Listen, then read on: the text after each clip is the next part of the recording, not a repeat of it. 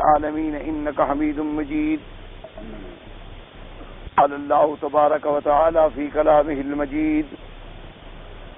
اعوذ باللہ من الشیطان الرجیم. بسم اللہ الرحمن الرحیم.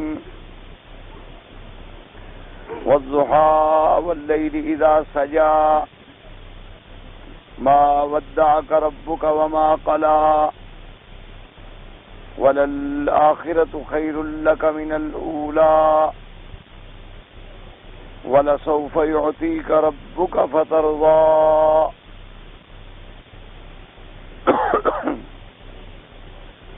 اللہ تبارک و تعالی نے کلام مقدس کی ان آیات مبارکہ میں جو سورۃ الضحیٰ کی آیات ہیں، ارشاد فرمایا کہ مجھے قسم ہے چڑھتے ہوئے دن کی،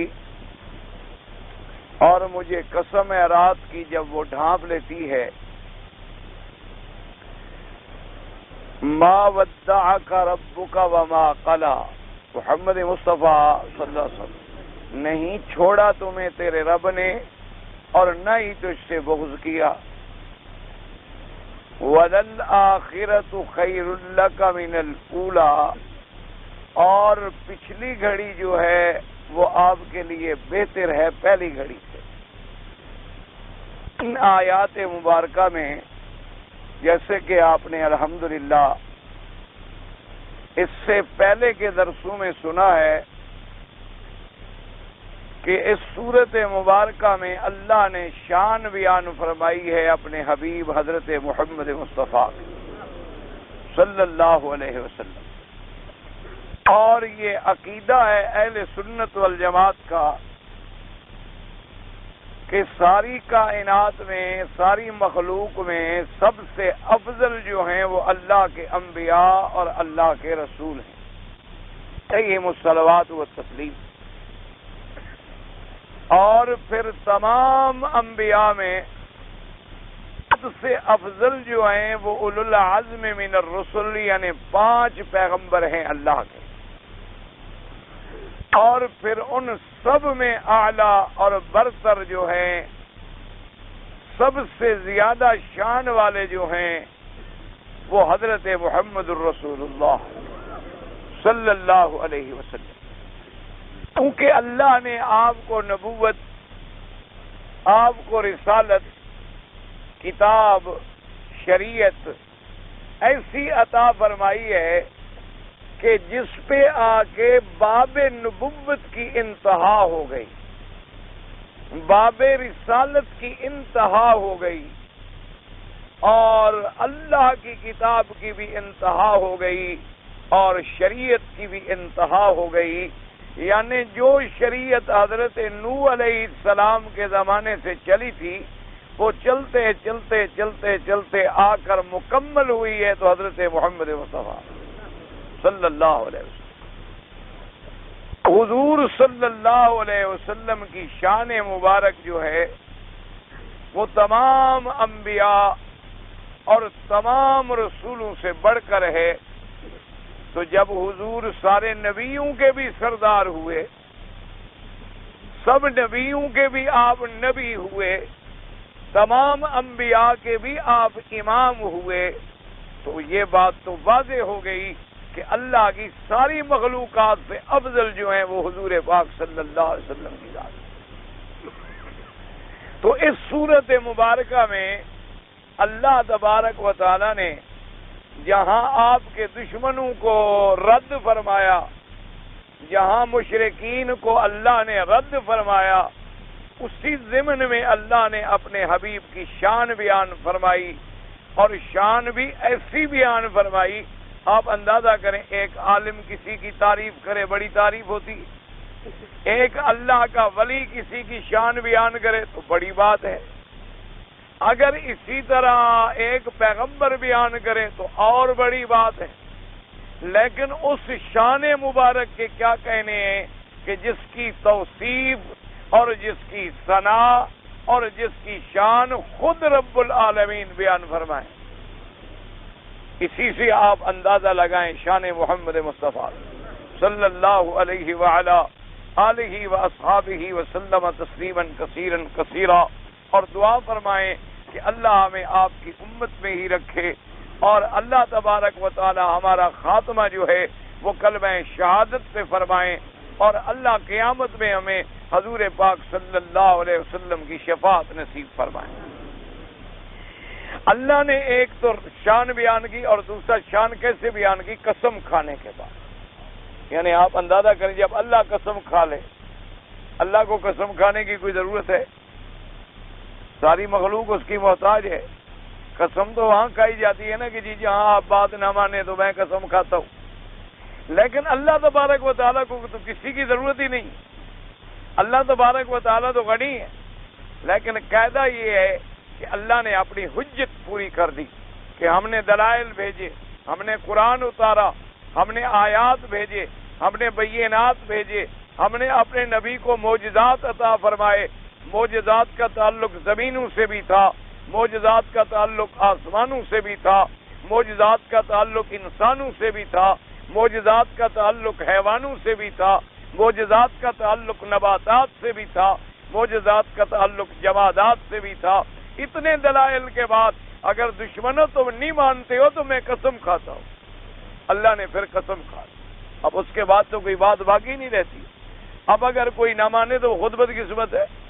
اس لیے اللہ پاک نے پہلے دو قسمیں کھائی، فرمایا والضحیٰ واللیل اذا سجا، دو چیزوں کی قسم کھائی۔ اللہ نے فرمایا مجھے دن کی قسم ہے، اور فرمایا مجھے رات کی قسم ہے جب وہ ڈھانپ لیتی ہے۔ اور غور کریں تو ان دونوں قسموں کو میرے مدنی کی زندگی سے بڑا تعلق ہے۔ اللہ نے فرمایا مجھے دن کی قسم ہے اور مجھے رات کی قسم ہے، تو اس میں بھی اشارہ ہو گیا کہ اے کافرو، اگر تم میرے نبی کو نہ مانو تو جیسے میں رات کے بعد دن نکال کے سورج چڑھا کے پوری دنیا کو روشن کر دیتا ہوں، میں اپنے نبی کے ذریعے تمہارے کفر کی اندھیریوں کو مٹا کے اسلام کا نور روشن کر دوں گا۔ اللہ نے دونوں چیزوں کی قسم کھائی، ایک دن کی قسم کھائی اور ایک رات کی قسم کھائی۔ اور اسی طرح ایک اشارہ یہ فرما دیا کہ جب رات ہوتی ہے، اب رات ہے، اس کے بعد کیا آئے گا؟ دن آئے گا۔ کوئی دن کو روک سکتا ہے؟ اگر سارے تو مل جاؤ، کہو بھی آج دن نہیں نکلنے دیتے ہم، کوئی ساری دنیا اکٹھی ہو جائے، ساری دنیا کے لوگ اکٹھے ہو جائیں اور وہ فیصلہ کر لیں کہ جناب آج ہم دن نہیں نکلنے دیں، ہم سورج کو آج نہیں نکلنے دیں گے، نہیں چڑھنے دیں گے، تو کسی کے بس میں ہے؟ اللہ نے اشارہ فرمایا کہ اے مشرکین مکہ، تم لاکھ زور لگاؤ، میں محمد مدنی کا سورج چمکاؤں گا، تم کچھ نہیں کر سکو گے۔ جیسے دن روشن ہونے کو تم نہیں روک سکتے ہو، میرے مدنی کے نور اسلام کو روشن ہونے سے بھی تم نہیں روک سکتے ہو۔ اور اشارہ کر دیا کہ جب رات ہوتی ہے تو رات میں کتنے تارے ہوتے ہیں؟ رات میں آپ گن سکتے ہیں تارے؟ کتنے تارے ہیں کوئی جانتا ہے؟ بڑے سے بڑا کوئی حساب دان لے آؤ، گن سکتا ہے؟ بڑی سے بڑی کوئی جدید کمپیوٹر لے آؤ، وہ بھی کوئی ستاروں کا عدد نکال سکتی ہے؟ ایسے ستارے بھی ہیں جن کا تو ابھی تک روشنی بھی زمین پہ نہیں آئی، ایسے ستارے ابھی دنیا میں موجود ہیں جن کی روشنی بھی ابھی زمین پہ نہیں پہنچی ہے، اور ایسے ستارے بھی موجود ہیں جہاں تک دنیا کی کوئی آج تک کوئی جدید آلات کے ذریعے ان کے دیکھنے تک آنکھ رسائی بھی نہیں کر سکی ہے۔ تو رات کو کتنے تارے چمکتے ہیں، پھر چاند روشن ہوتا ہے۔ اللہ نے یہاں دونوں کا ذکر کر دیا، ایک رات کا اور ایک دن کا۔ فرمایا جیسے رات کو روشن کرنے کے لیے لاکھوں کروڑوں ستارے ہیں، ہم نے پہلے دنیا کی ہدایت کے لیے لاکھوں نبی بھیجے ہیں، لیکن جب دن چڑھتا ہے اور سورج آتا ہے تو سب تارے ڈوب جاتے ہیں۔ اب میرا مدنی آ گیا تو سب نبوت ختم، ساری رسالت ختم، تمام ادیان ختم، تمام شرائع ختم، تمام شریعت کے احکام جو ہیں ختم ہو گئے۔ اب شریعت چلے گی تو محمد مصطفیٰ کی، دین چلے گا تو محمد مصطفیٰ کا، کتاب ہوگی تو وہی جو اللہ نے محمد مصطفیٰ پہ اتاری ہے۔ کیونکہ اب حضور صلی اللہ علیہ وآلہ آلہ واصحابہ وسلم تسلیما کثیرا کثیرا، تو خدا کی قدرت ہے کہ ان دونوں چیزوں کے ساتھ ایک بہت بڑا ربط ہے۔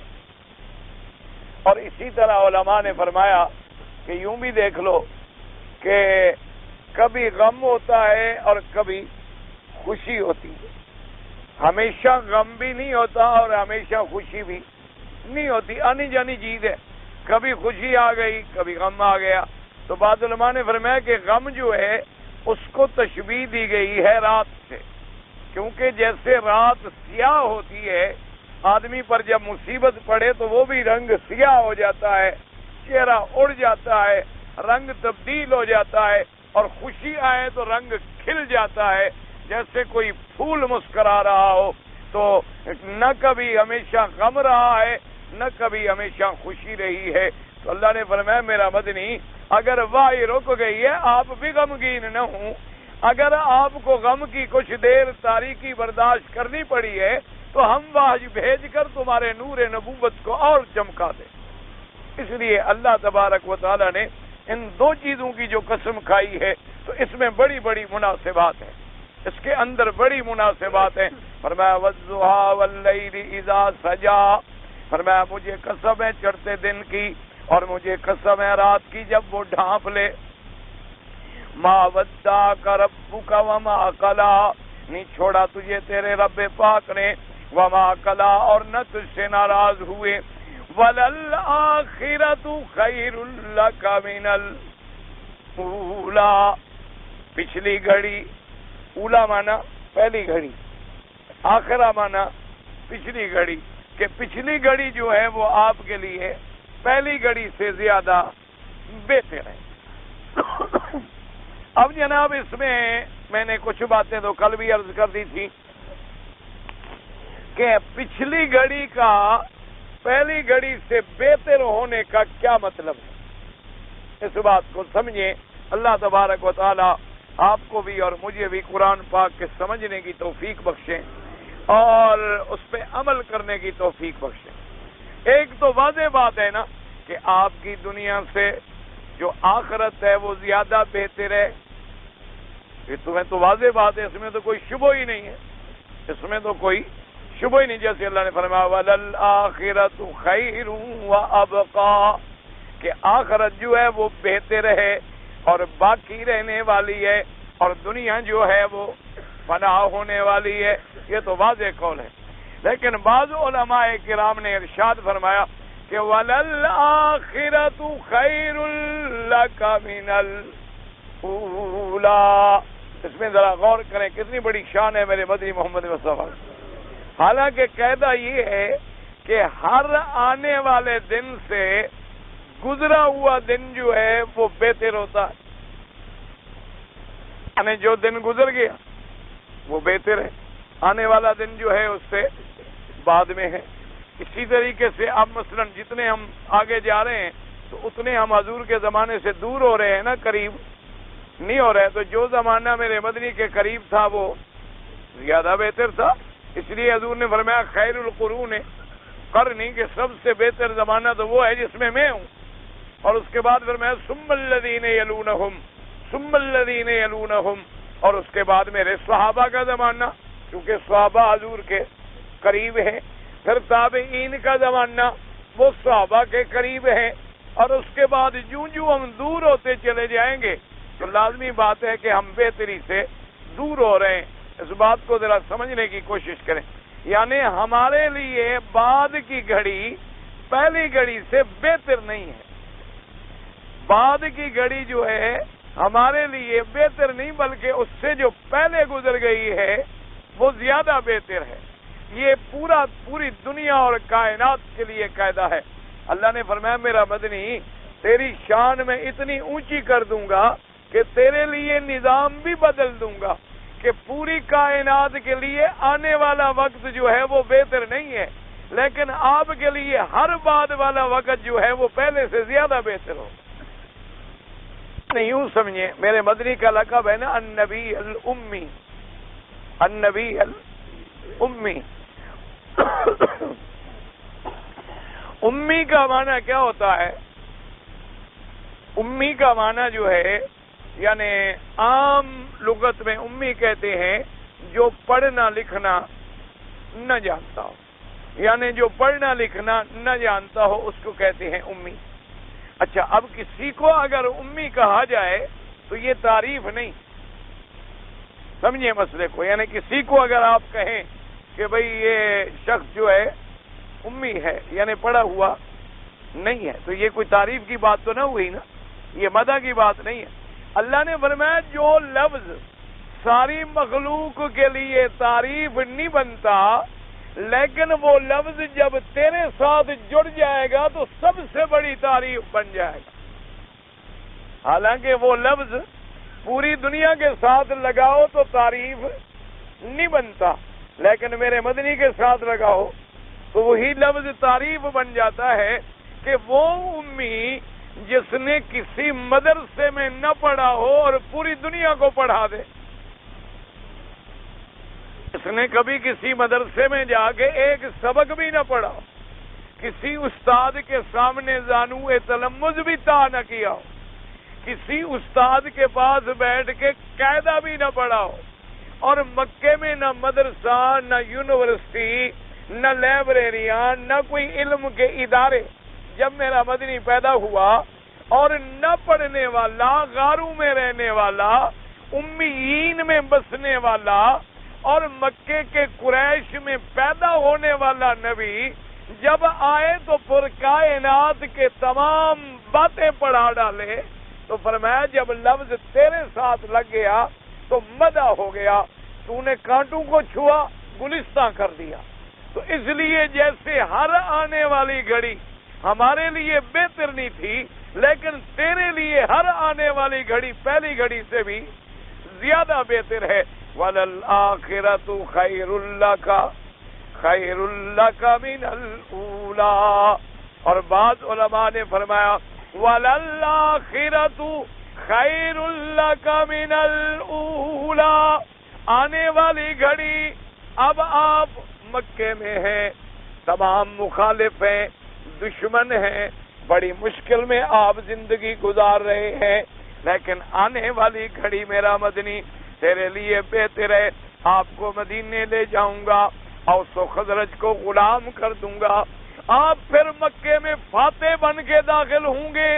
مکے پہ بھی آپ کا پرچم اسلام لہرائے گا, بدر میں بھی آپ کی فتح ہوگی, خندق میں بھی آپ کی فتح ہوگی, قدم قدم پہ کامیابی ہوگی. قریش مکہ مٹ جائیں گے, بنو قریظہ بنو نذیر ختم ہو جائیں گے. جوں جوں گھڑی گزرتی جائے گی وَلَلْآخِرَةُ خَيْرٌ لَكَ مِنَ الْأُولَىٰ. اس لیے علماء نے فرمایا کہ ہر بعد کی گھڑی جو ہے وہ میرے آقا کے لیے اللہ نے بہتر بنا دی کہ آنے والا دور جو ہے فتوحات کا دور ہے, غلبے کا دور ہے, عزت کا دور ہے, عظمت کا دور ہے. ایک وہ وقت بھی ہے, اس لیے حدیث پاک میں آتا ہے خاتم الانبیاء حبیب کبریا حضرت محمد مصطفیٰ صلی اللہ علیہ وسلم, جب حضور کا نام آئے درود شریف پڑھ لیا گا.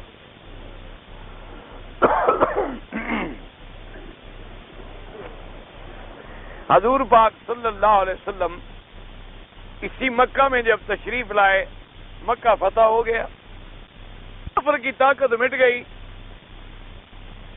حضور تشریف لے آئے تو اس آدمی کو بلایا جس کے پاس کعبۃ اللہ کی چابی.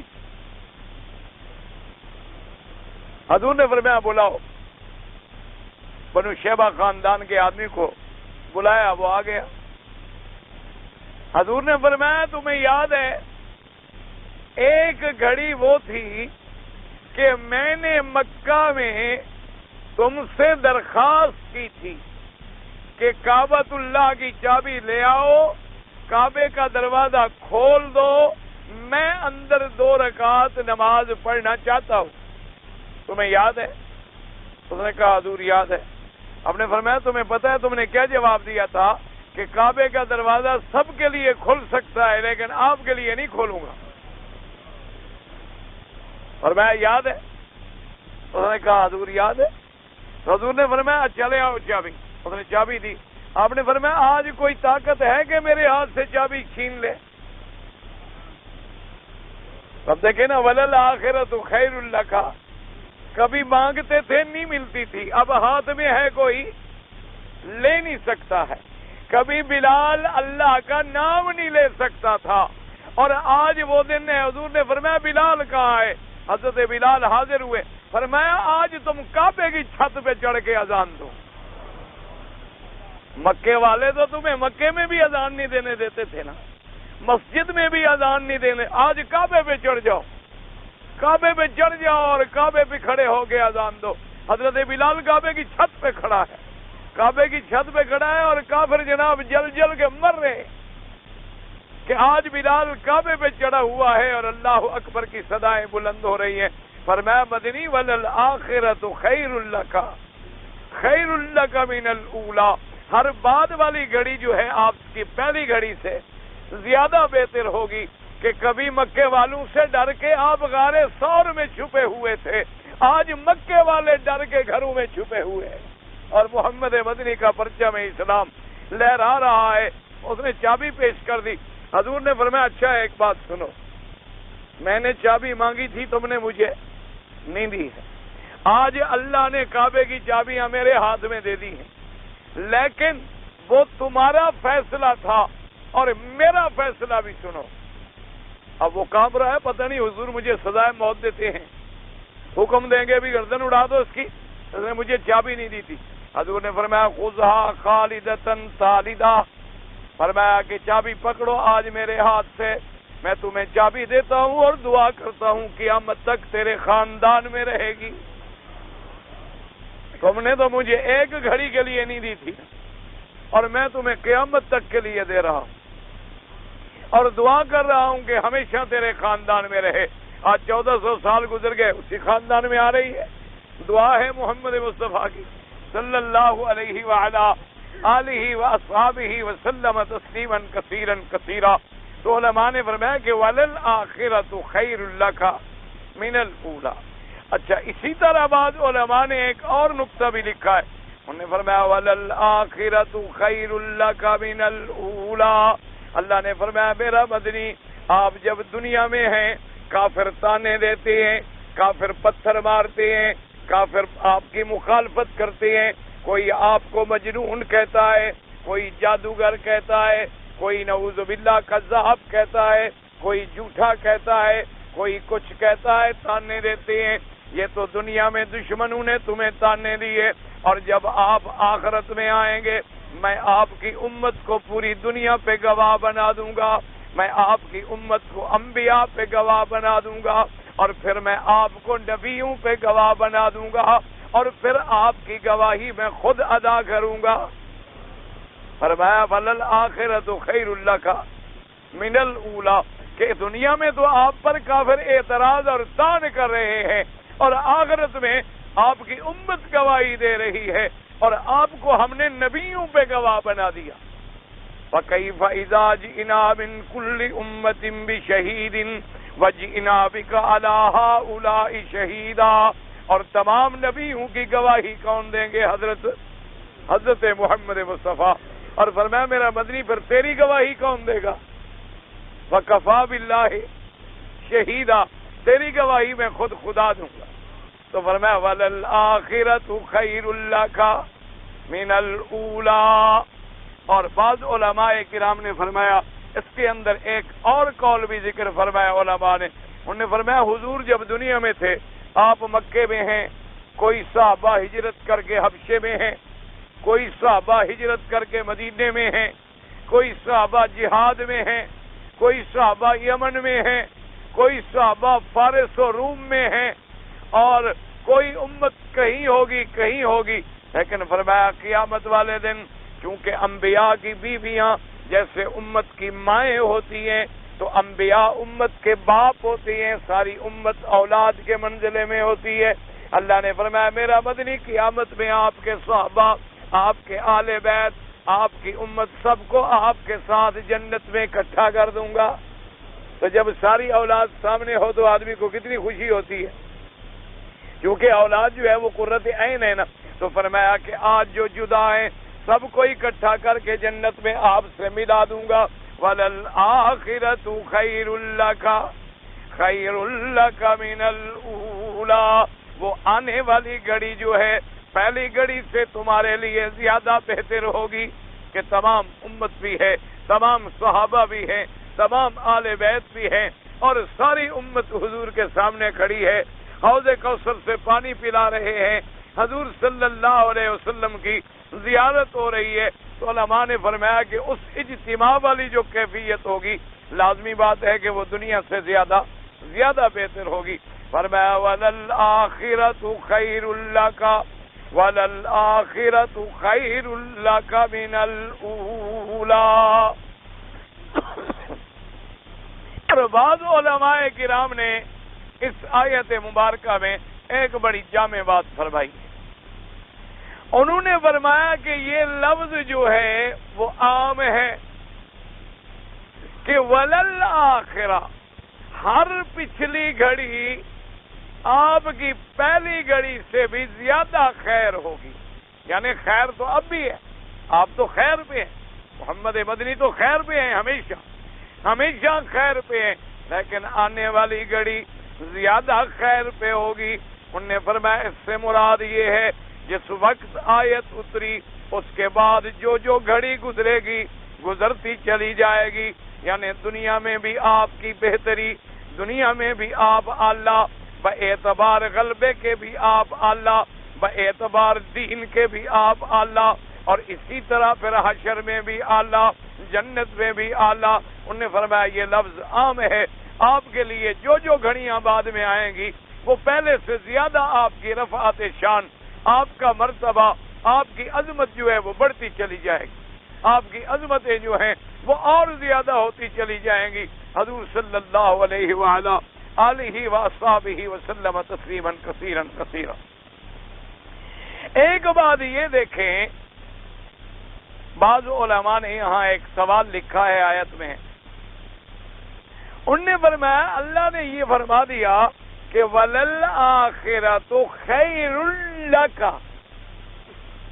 کہ ہر پچھلی گھڑی آپ کے لیے، یعنی جمع کا صیغہ نہیں ہے،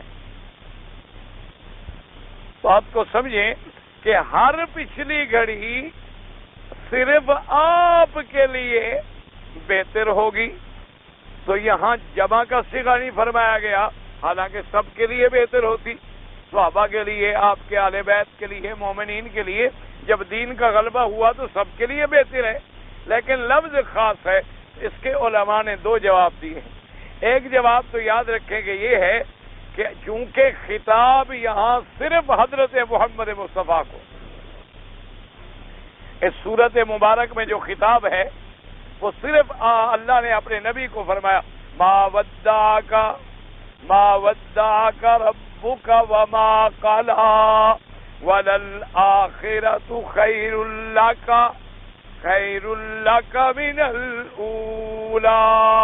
خطاب حضور پاک کو ہے صلی اللہ علیہ وسلم۔ جب حضور کا نام آئے تو میں نے کئی دفعہ عرض کیا ہے آہستہ آہستہ پڑھ لیا کریں تاکہ شور بھی نہ ہو۔ اللہ کا حرم ہے، کوئی آدمی نفل میں ہے، کوئی آدمی تلاوت میں ہے، کوئی آدمی طواف میں ہے، کسی کی عبادت میں بھی خلل نہ آئے، لیکن ہر مسلمان یہ اپنی عادت بنا لے کہ جب بھی اپنے آقا کا نام سنے اس کی زبان پہ درود شریف آ جائے، یعنی یہ عادت بن جائے، فطرت ثانیہ بن جائے۔ لیکن مشکل یہ ہے کہ ہم لوگ کچھ اپنی عادتوں کے تابع ہو گئے ہیں اور جو عادتیں حضور نے ہمیں سکھلائی ہیں ان کو ہم نے چھوڑ دیا۔ دعا کرو اللہ مسلمانوں کو پھر حضور کا غلام بنائے۔ ہمارے ہاں ادب کا طریقہ یہ ہے کہ جب حضور کا نام آئے تو لوگ انگوٹھے چوم لیتے۔ بہرحال مجھے تو بھائی یہ انگوٹھے والا مسئلہ آج تک سمجھ نہیں آیا، یا تو میرا عقل کند ہے یا پتہ نہیں کوئی ایسی خاص کتاب میں لکھا ہوا ہے جو کتاب ہمیں آج تک ملی نہیں۔ جیسے ہمارے ملنگ کہتے ہیں نا، ان کا قرآن غار میں ہے 70 گز لمبا، انہوں نے کہا شریف آدمی ہم سے آدھے گز والا نہیں پڑھا جاتا، تم 70 گز لمبا قرآن لے کے آ گئے تو پتہ نہیں پڑھے گا کون۔ تو یا تو یہ مسئلہ کوئی ایسی کتاب میں ہے، بہرحال ہمیں آج تک سمجھ نہیں آیا کہ یہ حضور کی عظمت کا کون سا طریقہ ہے کہ حضور کا نام آئے انگوٹھے اپنے چوم لو؟ مجھے نہیں سمجھ۔ اچھا کبھی تم استاد کی عزت کرو، استاد کا ہاتھ چومتے ہو یا اس کے سامنے کھڑے ہو کے اپنا چومتے ہو؟ ہاں جی، نہیں ٹھنڈے دل، یہ جھگڑے والی بات نہیں، میں تو جھگڑے والا مولوی نہیں۔ جھگڑے والے مولوی آپ کے ملک میں ہوتے ہیں، یہاں اللہ کی رحمت ہے، اللہ کا کعبہ ہے، آپ نے دیکھا نہیں؟ دعا کرو اللہ اسی طرح قیامت تک آباد رکھے۔ نہ ایمان سے کہو، دیکھا نہیں؟ اس سے بڑا کوئی لطف آتا ہے کہ ایک امام ہو، حنفی کھڑا ہے، شافعی کھڑا ہے، مالکی کھڑا ہے، حنبلی کھڑا ہے، ہر مسلک کا آدمی کھڑا ہے، ایک نماز ہے، ایک کعبہ ہے، ایک امام ہے، نہ جھگڑا ہے نہ فساد ہے۔ اس سے بڑی اور کوئی اللہ کی نعمت ہے؟ ہمارے یہاں تو جناب مسجدوں پہ جھگڑے ہیں، ہمارے ہاں اللہ پاک معاف فرمائے، مسجدوں پہ جھگڑے، نمازوں پہ جھگڑے، جنازے پہ جھگڑے اور قدم قدم پہ جھگڑے۔ اللہ پاک وہاں بھی جھگڑے دور فرمائے اور اللہ تبارک و تعالی امن و امان کو قائم و دائم فرمائے تمام اسلام کے ملکوں میں۔ مجھے بہرحال ایک مسئلہ سمجھیں، چلو آپ کے ملک میں ایک رواج ہے نا، لوگ بڑے لوگوں کے پاؤں پہ ہاتھ رکھتے ہے نا رواج، وہ شریعت کے خلاف، شریعت کے خلاف ہے۔ شریعت اجازت نہیں دیتی کہ بندہ بندے کے آگے جھکے، بندہ صرف خالق کے آگے جھکتا اور کسی کے آگے نہیں جھکتا۔ لیکن چلو تمہارا رواج صحیح، تو تم سردار کے یا استاد کے یا پیر کے اس کے ڈنڈا لے کے نہیں آئے گا، یعنی لوگوں کی عزت کرو تو ان کے ہاتھ چومو، اور میرے مدنی کی عزت آئے تو اپنے چومو۔ خدا کے لیے کچھ خوف کرو اللہ سے، یعنی تم سردار کی عزت کرو، استاد کی عزت کرو، پیر کی عزت کرو، پاؤں اس کے چھو لو، ہاتھ اس کے چومو، ماتھا اس کا چومو، اور جب میرے مدنی کا باری آئے تو اپنے انگوٹھے چومو۔ ہاں بھی تو تم پھر میرے مدنی پاک کے ہاتھ چومتے، یا جس آدمی کی زبان سے حضور کا نام نکلا ہو اس کے لبوں کو چوم لیتے۔ اب دیکھو نا، حضرت عمر نے چوما ہے کہ نہیں چوما؟ حضرت عمر نے جب حجر اسود کو بوسہ دیا تو کیا کہا تھا؟ یہی کہا تھا نا کہ تم ایک پتھر ہو، تمہارے اندر کیا ہے؟ تمہیں میرے نبی نے بوسہ دیا ہے، میں تو اپنے مدنی کے بوسے کو بوسہ دے رہا ہوں۔ ٹھیک ہے نا بات، کہ جہاں حضور نے لب لگائے وہاں آ کے چومنا سنت بن گیا۔ یہ مسئلہ ہمیں آج تک سمجھ نہیں آ سکا۔ اللہ معاف فرمائے، انگوٹھے اور بڑے عجیب طریقے سے چومتے ہیں اور کہتے ہیں آدم نے چومے تھے۔ خدا کی شان ہے، بھئی تم نے کلمہ حضور کا پڑھا ہے آدم کا پڑھا ہے؟ نہ تم کلمہ کس کا پڑھتے ہو؟ حضرت آدم کے زمانے میں تو بہن بھائی کا نکاح جائز تھا، آج تم کر دو گے؟ آدم نے چومے، آدم کا چومنا یاد ہے اور میرے مدنی کا فرمان بھول گیا۔ حضور نے فرمایا جب میرا نام آئے درود پڑھو۔ بس یہ کس کا حکم ہے؟ حضرت محمد مصطفیٰ کا صلی اللہ علیہ وآلہ آلہ واصحابہ وسلم تسلیما کثیرا۔ اور بعض بھائی کہتے ہیں نہیں جی نہیں، آدم کی بات پرانی ہے، ایک کتاب کے حاشیے پہ لکھا ہوا ہے کہ حضرت ابو بکر نے چومے تھے۔ اچھا اب آپ اللہ کے کعبے میں یہ دیکھیں، سب نے دیکھا ہے کہ کسی نے نہیں دیکھا؟ سب نے دیکھا ہے۔ تو ابو بکر نے جب ہاتھ چومے تو اور کسی صحابی نے نہیں دیکھا، 1400 سال کے بعد مولوی نے دیکھ لیا۔ میں ہاتھ چوموں تو تم سارے دیکھ رہے ہو، تو جب سیدنا صدیق نے چوما ہو تو یہ بات چھپ سکتی ہے؟ حضور نے حجر اسود کو چوما تو آج تک کوئی چھپا سکا؟ اور اگر حضور کے نام کو بوسہ دینے میں کسی کو انکار ہوتا تو پھر تو وہابی حجر اسود کو بھی بوسہ نہ دیتے، لیکن اگر اس پتھر کو چوم رہے ہیں تو سمجھ آ گیا کہ جو سنت ہے اس کو وہ عمل کر رہے ہیں اور جو بدعت ہے اس کو وہ چھوڑ رہے ہیں۔ ایک موٹی بات یاد رکھیں، جب بھی نام آئے حضور کا ضرور شریف پڑھ لیا۔ اللہم صلی علی محمد وعلی آل محمد وبارک وسلم علیہ. اللہ تبارک و تعالی آپ پر کروڑوں صلاۃ و سلام فرمائیں، اور اللہ ہمیں تادم حیات حضور پہ صلاۃ و سلام پڑھنے کی توفیق عطا فرمائیں، لیکن وہی جو درود حدیث میں ہے جو سنت کے مطابق ہے. تو اب جناب دیکھیں، انہوں نے کہا، اللہ نے فرمایا مدنی وَلَلْآخِرَةُ خَيْرٌ لَكَ، آپ کے لیے، پورے جمع کا صیغہ نہیں فرمایا، کیونکہ حضور کی امت میں ایسے بھی ہیں جن کے لیے آنے والی گھڑی بہتر نہیں. ایسے بھی تو ہے نا جو کلمہ نہیں پڑھے، ایسے بھی ہیں جو ایمان نہیں لائے، ایسے بھی ہیں جو کفر میں مر گئے، ایسے بھی ہیں جو شرک میں مر گئے. تو خطاب اللہ نے صرف نبی کو فرمایا کہ وَلَلْآخِرَةُ خَيْرٌ لَكَ.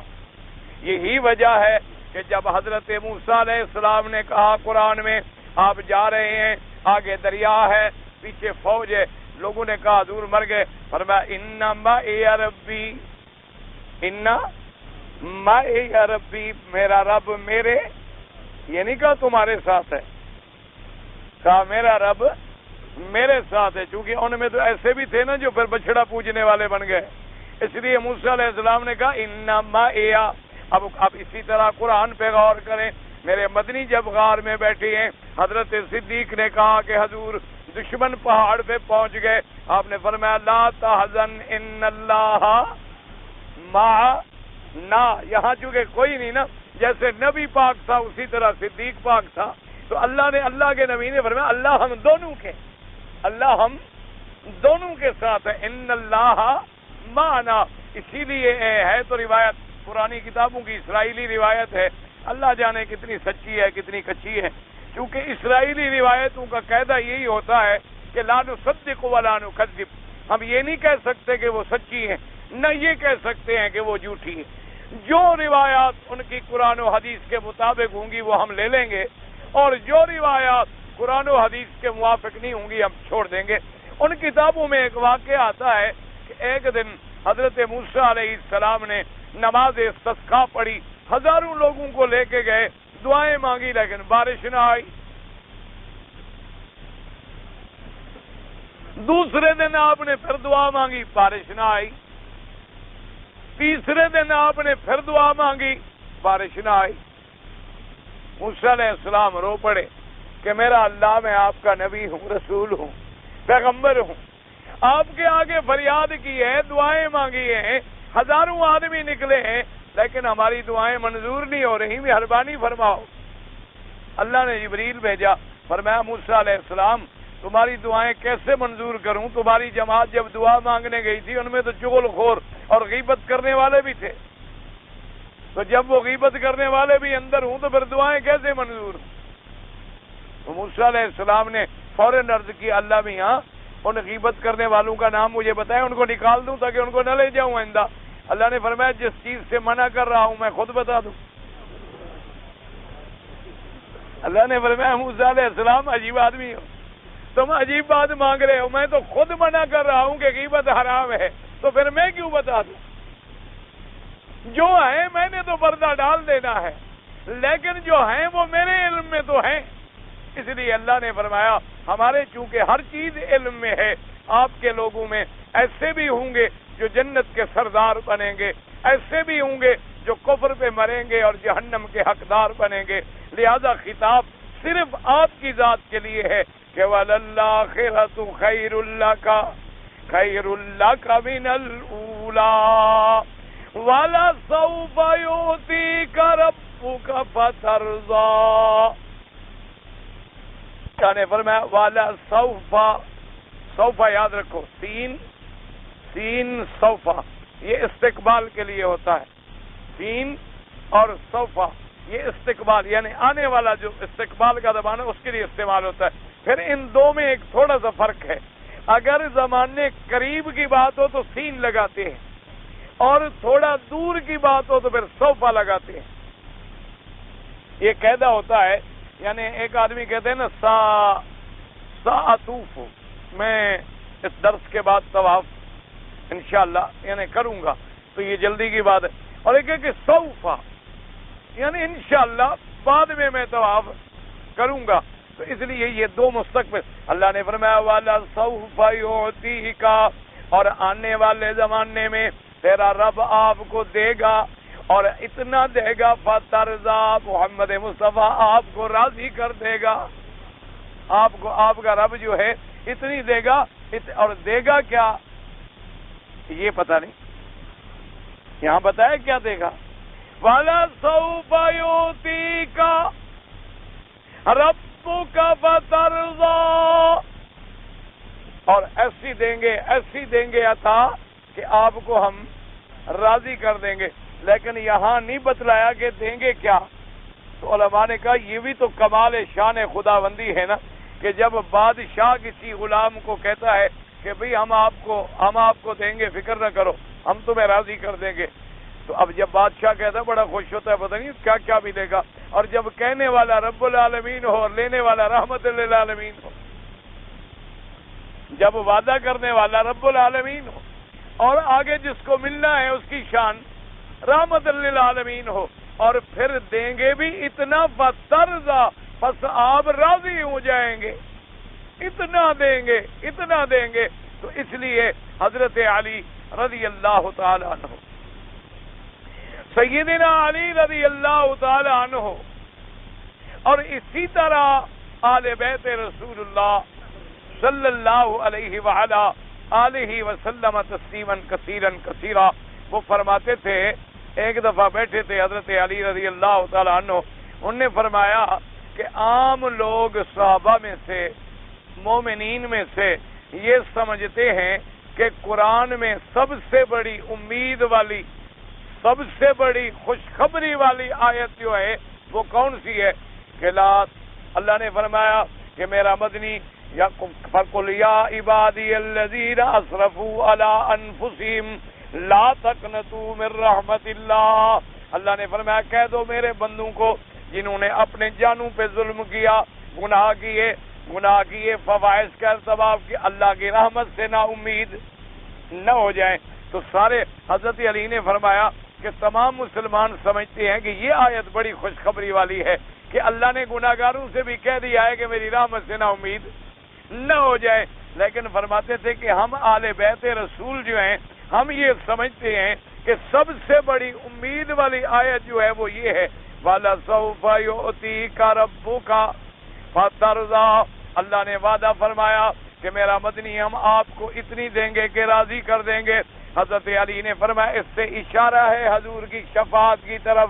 اللہ نے فرمایا قیامت میں آپ کی شفاعت منظور کروں گا، اور اتنی منظور کروں گا کہ آپ کو میں راضی کر دوں گا. حضرت علی نے فرمایا میرا مدنی کبھی راضی نہیں ہوگا، اگر ایک امتی بھی جہنم میں پڑا رہا تو محمد مدنی راضی نہیں ہو.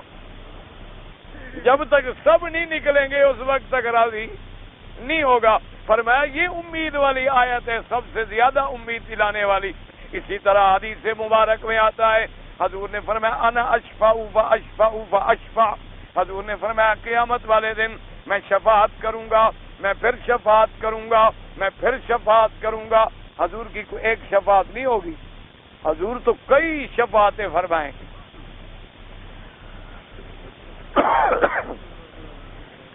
سب سے بڑی شفاعت جو ہے وہ شفاعت کبریٰ، اور اس کے بعد شفاعت حضور فرماتے ہیں انا اشفع و انا اشفع، میں شفاعت کروں گا. میری شفاعت سے اللہ میری امت کو جہنم سے نکالیں گے. اور فرماتے ہیں حضور پاک کہ حتیٰ کہ مجھے کہا جائے گا حل رضیت یا محمد، یعنی شفاعت کرتے کرتے کرتے کرتے اللہ فرمائے گا میرا مدنی اب راضی ہو گئے ہو، تو میں کہوں گا رضی تو یا رب، میرا رب میں راضی ہو گیا.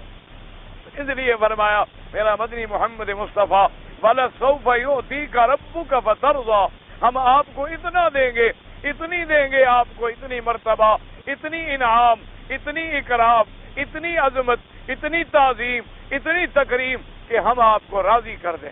یہ کتنا بڑا مقام ہے کہ اللہ پاک فرمائے کہ ہر رضی تھا. اور اندازہ کرو حضور کی وجہ سے یہ مقام پھر کس کو ملا ہے. اللہ اکبر. دعا کرو اللہ ہمیں حضور کا غلام بنائے، اللہ ہمیں حضور پاک کی اتباع نصیب فرمائے، حضور پاک کی محبت نصیب فرمائے.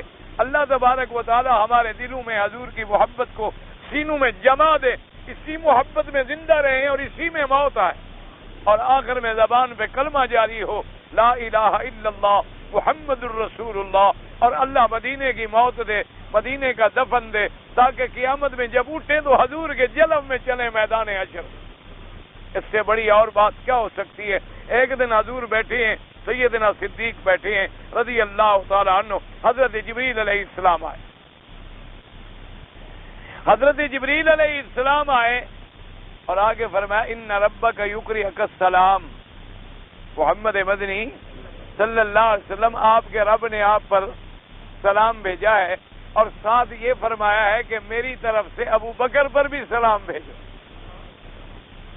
میری طرف سے ابو بکر پہ بھی سلام بھیجو۔ اب اگلی بات سنیں، اور ساتھ اللہ نے یہ فرمایا ہے کہ ابو بکر سے پوچھو کہ میں رب تو تجھ پہ راضی ہوں، کیا تو بھی مجھ پہ راضی ہے؟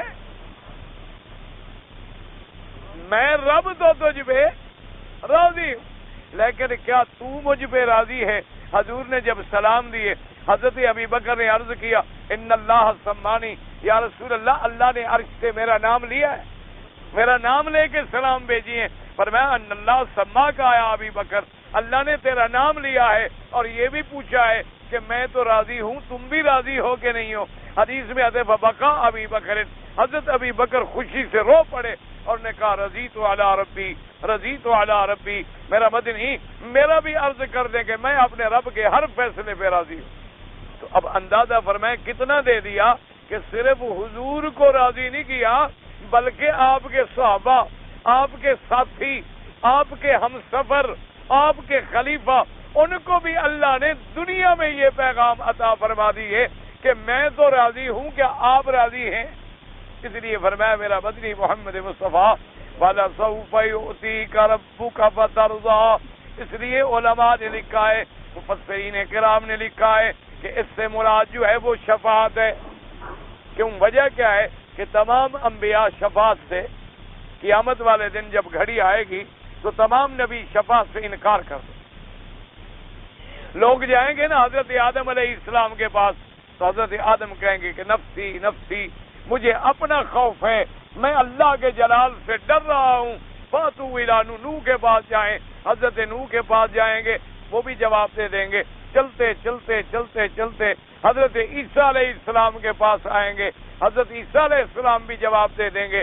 وہ کہیں گے اب ایک بات ہے، میں تم لوگوں کو ایک راستہ بتلاتا ہوں کہ تم سب جاؤ حضرت محمد الرسول اللہ کے صلی اللہ علیہ وعلا آلہ وصحبہ وسلم تسلیما کثیرا کثیرا۔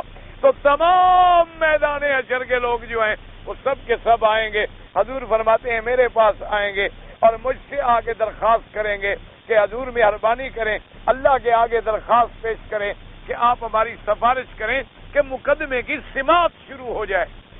یہ یاد رکھو، یہ شفاعت یہ نہیں جنت جہنم کی نہیں، اس شفاعت کا مطلب مقصد کیا ہے کہ صرف مقدمے کی سماعت شروع ہو جائے، جو فیصلہ اللہ چاہیں گے فرمائیں گے، لیکن سماعت تو ہو جائے کہ ہم اس حشر کی سختی کو برداشت نہیں کر سکتے ہیں۔ حضور فرمائیں گے انا لہا، فرماتی ہیں انا لہا، حضور نے فرمایا پھر میں کہوں گا کہ ہاں اس شفاعت کے لیے اللہ نے مجھے چن لیا ہے۔ حضور فرماتی ہیں کہ پھر میں آؤں گا فاخر تحت العرش سجدا، میں اللہ کے عرش کے نیچے آ کے سجدے میں گر جاؤں گا۔ اللہ تبارک و تعالیٰ کے عرش کے نیچے میرا مدنی محمد مصطفیٰ صلی اللہ علیہ وسلم۔ اور ایک حدیث میں آتے علمنی محامد لم یعرفنی الان، اللہ مجھے اپنا حمد سکھلائیں گے، محامد سکھلائیں گے۔ فرمایا جو محامد میں اب نہیں جانتا اس وقت اللہ مجھے سمجھا دیں گے، ان محامد کے ساتھ میں آگے عرش کے نیچے سجدہ کروں گا اور سجدے میں درخواست کروں گا کہ میرا اللہ، اسی لیے حکم ہے کہ آدمی جو دعائیں سجدے میں مانگتے ہیں وہ اللہ کے ہاں زیادہ مقبول ہوتی ہیں، اللہ کے ہاں زیادہ قبول ہوتی ہیں۔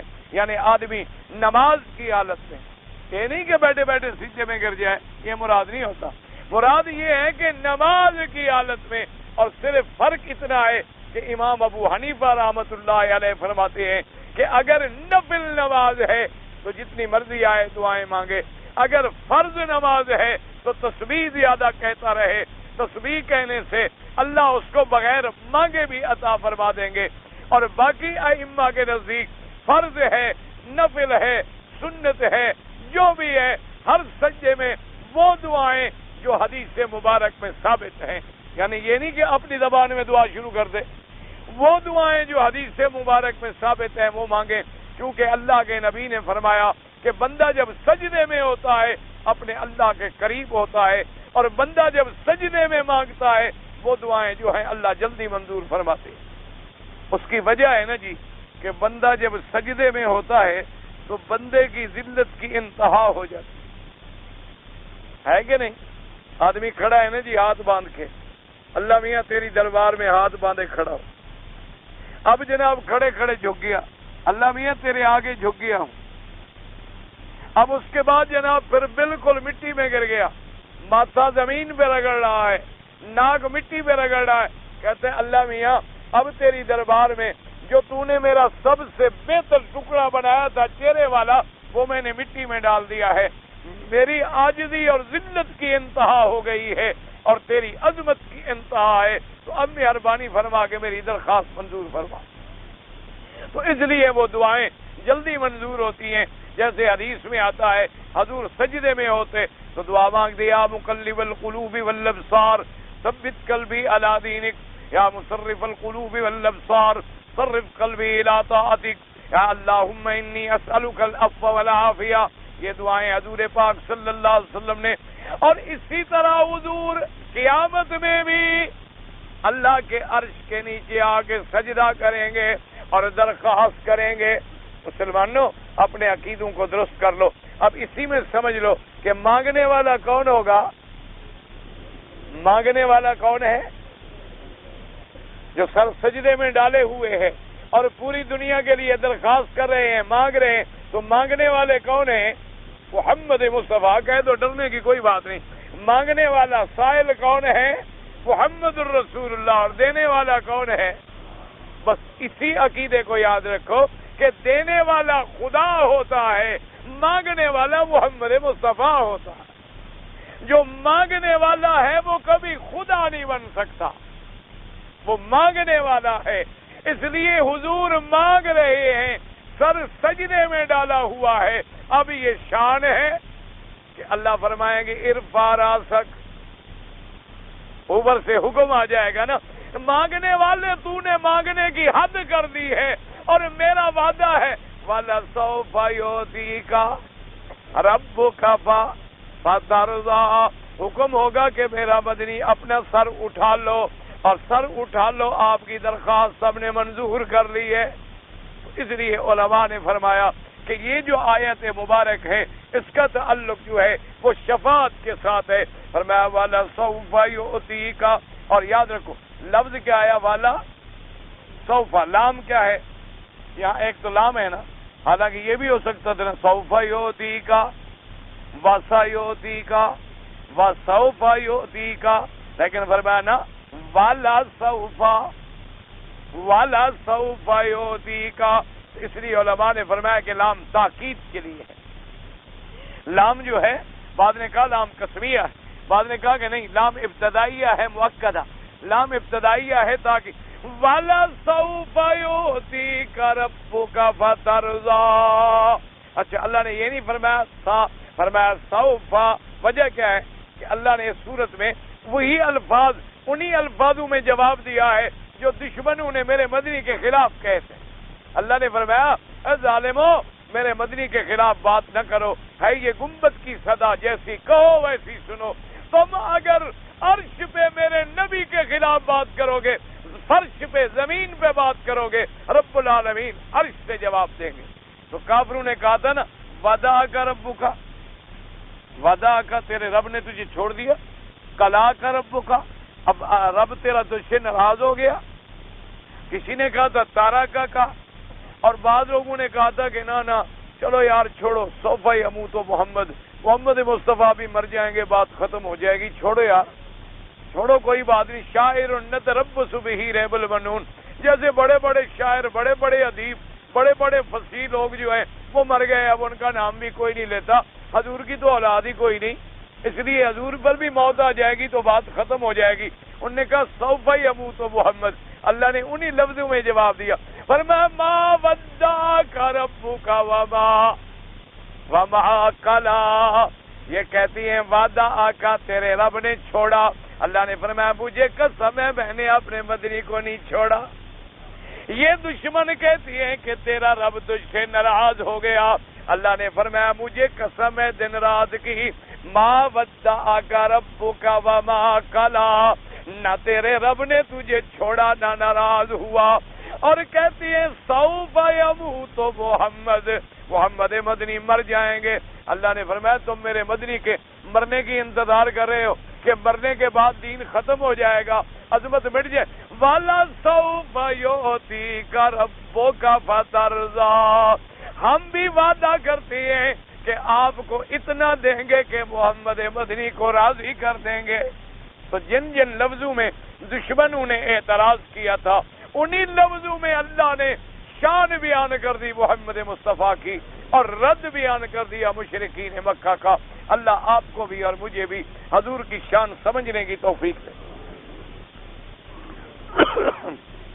اچھا جی، ایک بھائی نے پوچھا ہے کہ اگر فجر کی نماز کھڑی ہے اور ہم نے سنتیں نہیں پڑھی، ہم آ گئے تو کیا پہلے ہم سنتیں پڑھیں اور پھر نماز میں شامل ہوں؟ بھئی ایک بات یاد رکھیں، میرے پاک نبی کی حدیث ہے اذا اقیمت الصلاۃ فلا صلاۃ الا المکتوبہ، کہ جب نماز کھڑی ہو جائے اب کوئی نماز نہ پڑھی جائے مگر وہی فرض نماز، یعنی فرض نماز میں آپ شامل ہو جائیں اور نماز کے بعد آپ سنتیں پڑھ لیں یا سورج نکلنے کے بعد آپ پڑھ لیں۔ بعض فقہا نے اتنی اجازت دی ہے کہ اگر آپ آ رہے ہیں اور مسجد کے باہر آپ سنتیں پڑھ لیں یا دور پڑھ لیں اس یقین کے ساتھ کہ نماز مل جائے گی، تو بعض فقہا نے فرمایا کیونکہ حضور نے فجر کی سنتیں کبھی نہیں چھوڑی ہیں، کسی حال میں بھی نہیں چھوڑی ہیں، تو وہ فرماتی ہیں لیکن شرط یہ ہے کہ اس جگہ جہاں جماعت کھڑی ہے وہاں وہ سنتیں نہ پڑھے، کیونکہ اصل وجہ یہ ہے کہ جماعت ملانے کے لیے ہوتی ہے، توڑنے کے لیے نہیں ہوتی۔ اگر امام اپنی نماز پڑھائے تم ادھر سنت پڑھو، کوئی ادھر سنت پڑھے، معلوم ہوگا کہ ہر کوئی اپنی پڑھ رہا ہے، ہر کوئی اپنی نماز پڑھ رہا ہے، تو یہ توڑنے کی علامت ہے۔ اسلام جوڑنے کے لیے آیا ہے، توڑنے کے لیے نہیں آیا، لیکن بہتر بات یہی ہے کہ جب نماز کھڑی ہو جائے نماز میں شامل ہو جائے۔ کہتا ہے جی میں طائف کے میقات کے اندر رہتا ہوں لیکن مکے کے حرم سے باہر رہتا ہوں، اگر میں نے کبھی عمرہ کرنا ہو تو آپ وہیں سے احرام باندھ کے عمرہ کر سکتے ہیں جہاں رہتے ہو، کیونکہ حد حرم سے آپ باہر رہتے ہیں، میقات کے کو آپ اندر رہتے ہیں، لیکن عمرے کا احرام جو ہے آپ اپنے گھر سے بھی باندھ سکتے ہیں جہاں تمہارا گھر ہے، اس لیے کہ تم حد حرم سے باہر ہو۔ لیکن اگر طائف جا کے میقات کا احرام باندھا جائے گا اس کا زیادہ ثواب ہے، کیونکہ وہ میقات ہے اور میقات سے احرام باندھنے کی بہت بڑی فضیلت ہے۔